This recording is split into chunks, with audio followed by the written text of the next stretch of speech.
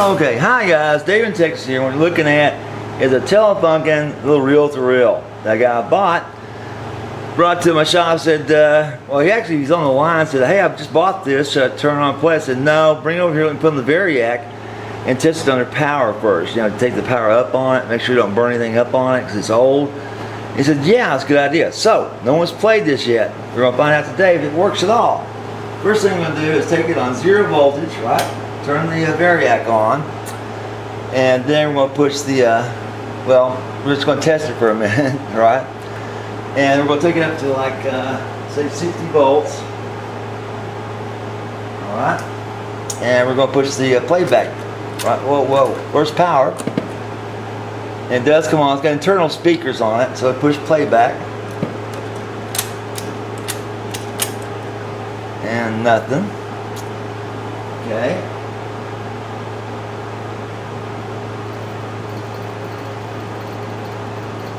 And it's right now 110 volts, 105 volts, and nothing. But we don't have any problems with it. It's not doing anything weird. Okay, let's put this playback again. Nothing. Wow. Alright, so it's got some power to the speakers, but we're not getting anything out of it. Right? So let's turn it off. Turn off the variac and start thinking about what's going on here. Okay, so hang in there, guys. Okay, we're not getting anything less than 100 volts on this, so we're going to take it off pause. Alright, try this again on play, and nothing. This is not going to work.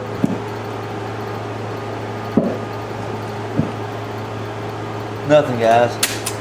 Okay, let's try some other things. Let's try rewind. See, the motor's working at all. It's not rewinding either. Crap. Okay, let's try forward. Nothing. There's no power coming to the driver at all on this thing. Son of a gun. Alright. Try playback again. Try forward. Hell, anything. Nothing's engaging this thing, period. I don't get it. Make sure it's not stuck on something. That's pause. Let's try to make sure it's not something like that. It's trying to move. It's just not going to do it. Get a little help here. Nothing. There's nothing engaging. The wheels themselves aren't engaging. Alright, let's go off again. Take the power down. Oh boy, okay.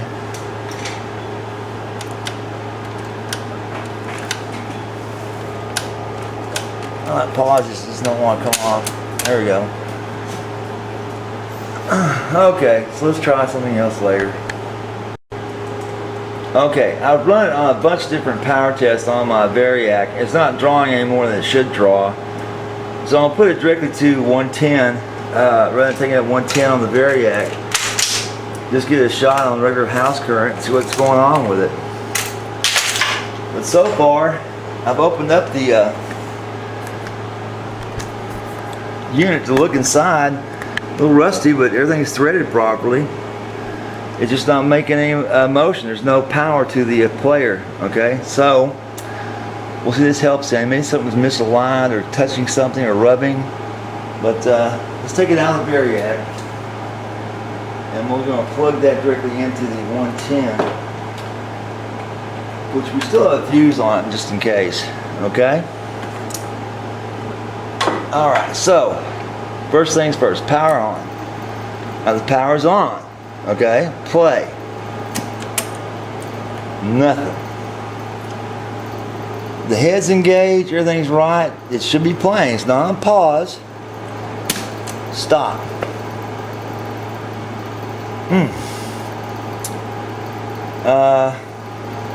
Rewind. Let's try rewind. Nothing engages. That's not good. Something should engage. Play. It's just not playing. Nothing, no power to it. Damn it. Alright, the heads disengage. Alright.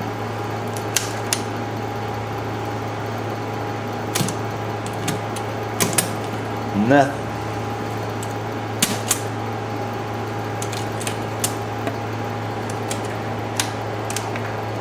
Hit pause, that's supposed to be pushed in. I don't think so. No, it's not.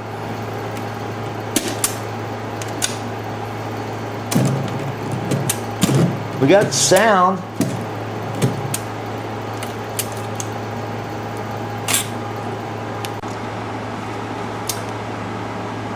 All right, guys. We got the Telefunken reel-to-reel turned around. We're going to go ahead and take the back cover off, take a look at it inside for the first time, and get a better idea what's going on with it. Now, I told the owner that it wasn't playing, and that there was no power to the heads. Alright, to the drive. It did come on, which is a good sign. So, when these things go bad like this, mainly it's rubber. Okay, it's a belt drive. It's a rubber roller that's worn out. It's gone bad. It's usually not something that's, you know, really critical. Okay, so let's get in there and take a look at it. Then get back to him, tell him what's going to cost to get this thing fixed. Okay.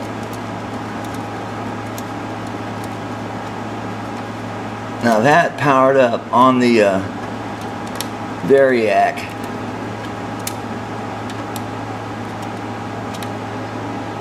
I had it on 60 to full voltage 110, and still nothing. No problems, no smoking, no hissing, no no burning, no nothing. Just the belt just doesn't go. It just doesn't drive.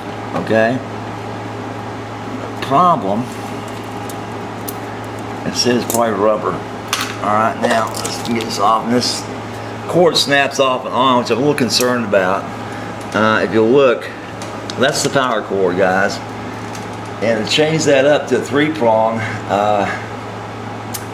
I'm leery about doing it the way they got this thing wired, and it's just a lot more than I usually get my hands involved with. Let's take a look at the fuses, see if any of those are blown. Alright, what we got here? Wow. That's an 810A. Okay, that's a hell of a fuse. And what's underneath this thing? That's an 810A as well. Which is, that can't be right. One of these is wrong. Take the fuse out and check it real quick. It's stretched out and weird looking. I don't know if you've ever seen one like this. It could be bad. Let's take a, I'll put it on my voltmeter and check it for continuity, see if it's burned out or not. And since I'm doing that, I might as well take them both out and check them. Whoa, whoa, whoa, look at this, guys. That's not good. Okay, so we got a busted rivet holding these on in place, so I got to kind of go gentle with them. But let's get the voltmeter out, make sure we don't have a busted fuse to begin with. And wow, that's a hell of a rating for that was reel-to-reel. Hang in there. Okay, so let's test these fuses. Make sure they're not blown. So I'm just going to check the continuity on them real quick. That one's fine. That one's fine. This is a little bent up though looking. I'm worried about this one. They show that they're still working, so who am I to say no? You know, the test is always right. I can't. That's what I do with these things, guys. I can't see with my eyes because sometimes these fuse lines are so thin, and they could be burned up way deep inside on that the metal part itself. You don't see the separation, so it's always best to check it with your voltmeter on continuity. That's just bizarre how they got that in there, but anyway, it's still working because it did come on, and that rivet did break in there. Sorry. the power did come on to. I saw the meters show on the volumes light come on, but that's no good. That's just sliding around to fix that. This one too, that's kind of dangerous, but not for anybody, but for the use of the operation of the recorders itself. Okay. If you look inside this thing is really one hell of a job they did on this thing. They engineered it. And look at this multi-way here. Look at this. Wow. And the only problem with this machine is that the parts on this thing are damned expensive. Okay? Like some of the caps in this thing go for like 18 bucks. And some are even more expensive, like this great monsters here, these great blue ones. Those are damn expensive. But maybe they're not blown. The transformer's working really well though. I mean, the power came right on, stayed on, no dips or lulls in that. But this drive on this thing just went to shit. Okay? So I'm thinking this is being in such good shape that we don't have any problems electronically with this thing. I think we got mechanical problems with this little device. And I turn it around, go to the front, and start looking at, see what I can do to fix the drive. Maybe it's stuck. Like I said, maybe the belt's worn out on it. It's not turning anything. But normally you hear something. You hear it spinning, you know, or something moving around if the belts are moving, or the pulleys for the belt's moving.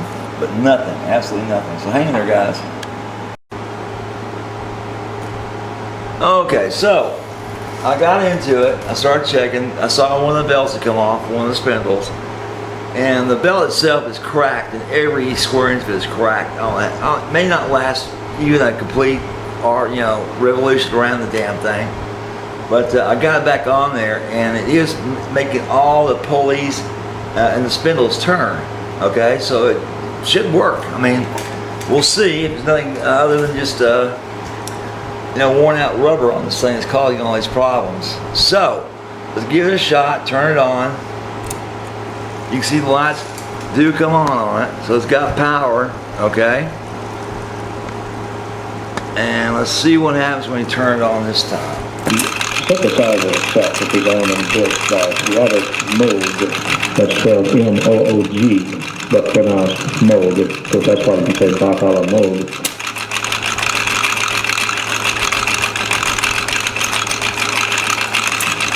Oh boy.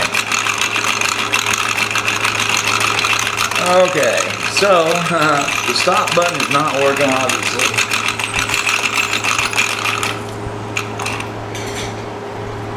It's just, that part's worn out, it's kind of broken, okay? So I'm gonna pull it back, release it this time by hand. That's the only way you can do it. Take the tape back off of it again and show you what's going on with this darn little thing.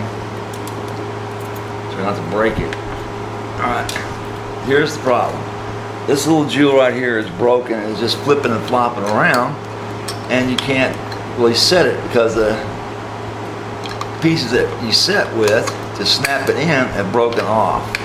Okay, now maybe with some glue or something, or maybe some tape or something, maybe two-way tape, I can put that down temporarily, but I kind of doubt it, but we'll see. So hang in there. Okay, let's try it one more time. Power it up. People, their desire to, they didn't set out primarily to imitate sounds you would recognize. Although there's a certain amount of that. For example, in there's a sinfonia is an overture in this case, to cantata number 29. And cantata number 29, you hear the guy talking. The more your ear begins to furnish sounds of brass instruments, and percussion and strings and woodwinds and all of this sort of thing. Then the record itself, the sound that's on the record, just starts your brain working. It sounds like an interview that's going on with the video. Let's hear this. Start with the tape.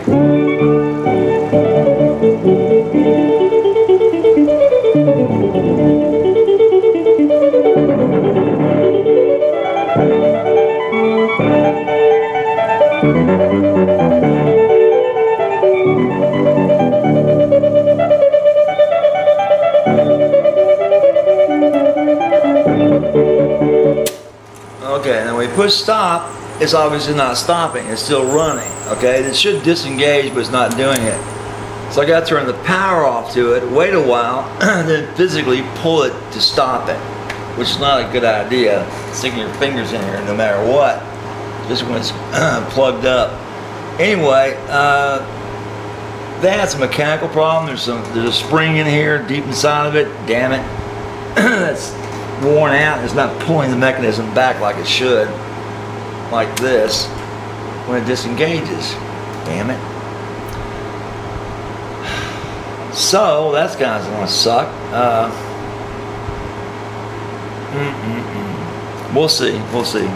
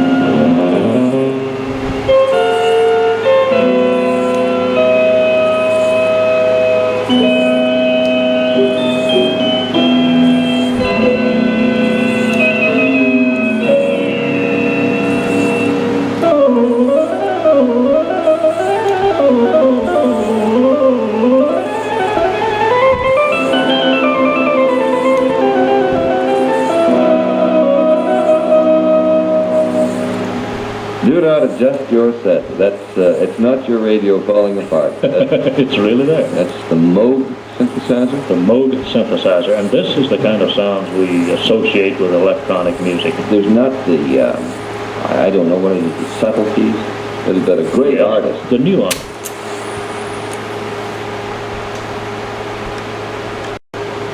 Okay, well, just some of the functions of it. Let's try fast forward real quick.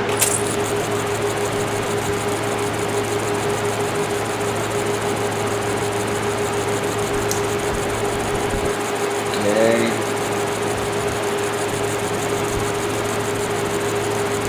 Let's do this tape a little bit. That's right, rewind. Nothing. Okay, well, no rewind. No rewind. I have a mic to record with it right now. Let's see if it's still playing. Wow. Nope. Okay, so it's got a problem still. Alright. Let's see what's going on.